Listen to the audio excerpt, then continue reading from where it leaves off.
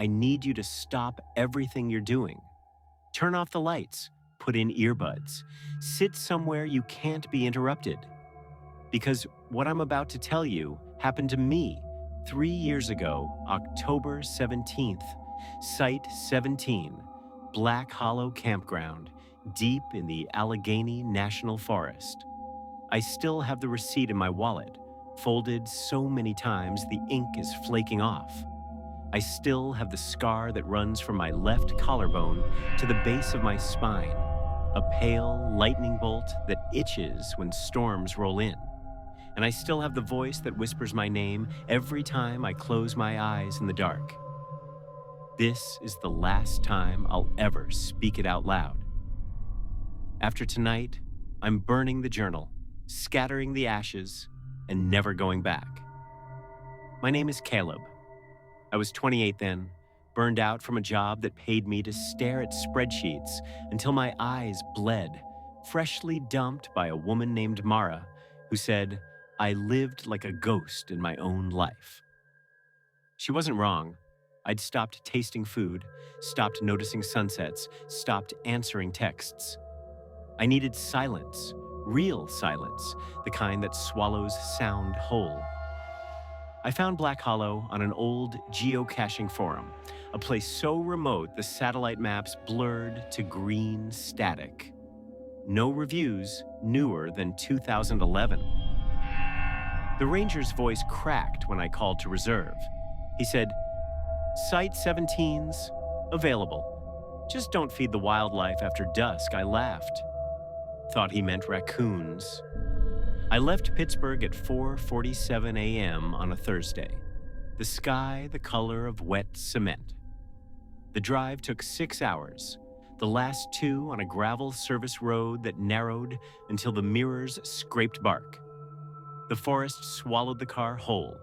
No cell service, no road signs, just a hand-painted board nailed to a pine.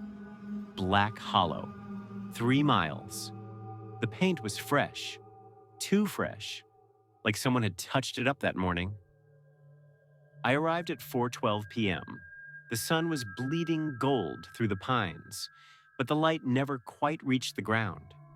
Site 17 was a perfect circle of dirt, 30 feet across, ringed by hemlocks so dense the sky looked bruised. A rusted iron fire ring sat in the center, blackened with decades of soot. One picnic table, warped and gray, its benches fused to the legs by rot. And in the exact middle, a stone cairn, 7 rocks stacked like a spine. The top stone was smooth, almost polished, the size of a softball. I took a photo.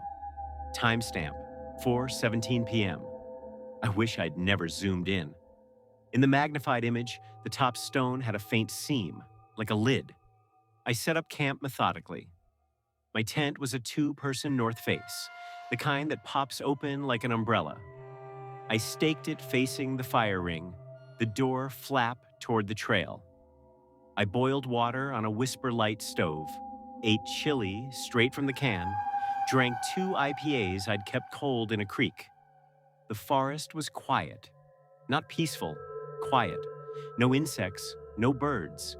Just the soft hush of needles shifting in a wind I couldn't feel. At 6:03 p.m., the temperature dropped 20 degrees in 10 minutes. Not wind, not a front, just gone, like someone opened a freezer door to the world. My breath fogged. The fire shrank to embers that refused to die, glowing the color of old blood. I added more wood. The flames climbed, then flattened, as if pressed by an invisible hand. At 11:03 p.m., I was reading by headlamp. The Road by Cormac McCarthy, because apparently I have a death wish when the beam caught movement between the trees. Not an animal. Too upright, too deliberate. A silhouette, maybe 6 feet tall, thin as a fence post. It paused at the edge of the clearing, then stepped back into the dark. I called out, "Hello?" My voice came back half a second later, but wrong, pitched lower, like someone imitating me badly. I zipped into the tent. Heart hammering. Told myself it was fatigue, altitude, whatever. At 2:14 a.m., I woke to scratching. Not on the tent, under the floor. Slow, methodical, like fingernails testing nylon for weak spots. I shone my light down. The shadow beneath me was wrong. Too many joints, elbows where knees should be. I pressed my ear to the ground. The scratching stopped. Then, from inside the earth, a whisper. Caleb. My name. Not wind, not imagination. My name, spoken in Mara's voice, the way she said it when she was angry. I didn't sleep again. Morning was gray, no birds. The cairn had 8 stones. I counted 3 times. 8. The new one was smaller, the size of a grapefruit, wedged crookedly on top. I took another photo. The seam on the original top stone was wider now, a hairline crack filled with something dark and wet. I found the journal wedged under the picnic table.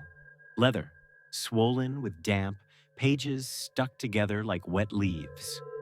No name, just dates, written in different inks, different hands. The earliest, September 9th, 1927. The latest, October 17th, 1973. Exactly 50 years ago to the day I arrived. The 1973 entry was in frantic ballpoint. They let me stack the stones. Said it keeps them calm. But the 7th rock is a lie. It's not a rock. It's a lid. Whatever you do, don't add the 8th. They'll think you're volunteering. They take turns. One every 50 years. I was supposed to be the last below it, in the same ink but smaller letters, as if written later. I lied. I added it. I'm sorry, I laughed, nervous. Took a photo of the page. Then I hiked to the ranger station. 7 miles. The trail was overgrown, roots like knuckles punching up through the dirt. I passed a rusted metal sign, "You are leaving Black Hollow. Return at your own risk." The paint was flaking, but the words looked freshly carved beneath. The ranger station was a single wide trailer on cinder blocks. The door was locked. A note taped to the window. Back in 3 days. Emergencies. Call 911. No signal. Of course. I banged on the door anyway. The glass rattled, but no one answered. On the stoop, I found a child's shoe. Tiny, red, brand new. The laces were knotted in perfect figure 8s, the kind Mara used to tie when she was frustrated with me. I left it where it lay. The hike back took longer. The sun never rose higher than the treetops. Shadows pooled like oil. I kept hearing footsteps behind me, soft, barefoot, keeping exact pace. When I stopped, they stopped. When I ran, they ran. I didn't look back until I reached the clearing. Nothing. Just the cairn. 9 stones now. The new one was the red shoe, balanced impossibly on top, laces dangling like spider silk. Second night, I didn't sleep. I sat by the fire with my knife open, a kabar I'd bought for bear protection. At 1:11 a.m., my phone buzzed. 1 bar. A text from my own number. You left the lid open. I hadn't touched my phone in hours. The battery was at 3%.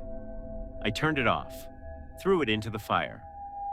The screen spider-webbed, but the text stayed lit for 5 full seconds after the plastic melted, the letters glowing white against the flames. At 2:47 a.m., the scratching returned, this time from the roof of the tent. I lay rigid, staring up. The nylon sagged inward, as if something heavy was walking across it. 1 step. 2. Then a pause directly above my face. A single drop of something warm hit my cheek. It smelled like pennies and pine needles. I didn't wipe it away. I couldn't move. The weight shifted. The tent pole groaned. Then, silence. At 3:33 a.m., I heard singing. A child's voice, high and clear, coming from the cairn. I crawled out of the tent, knife in hand. The fire was dead, but the stones glowed faintly, like moonlit bone. The singing stopped. In its place, a soft clicking, like teeth on stone. I shone my headlamp. The top of the cairn was open.